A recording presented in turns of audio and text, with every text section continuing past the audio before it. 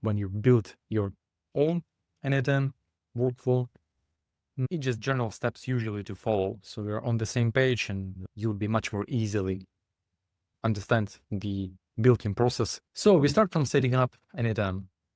Cloud, self-hosting, you can run it locally. Once again, really a lot of options here since it's open source, which is great.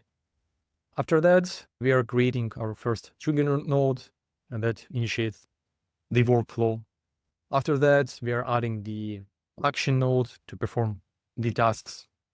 Then we configure nodes with the credential and parameters, because a lot of times you might use external APIs and external some platforms. So you need to have the key store securely on your N8N instance. Then there is a manipulated data flow with the custom code nodes.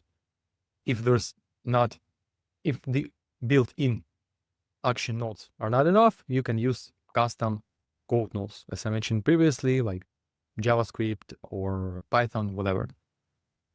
Then error handling and logging.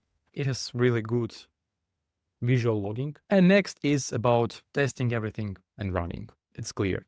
The good point about N8N that you can actually test and run separate action nodes as well. So you don't need to run the whole automation, which is super cool.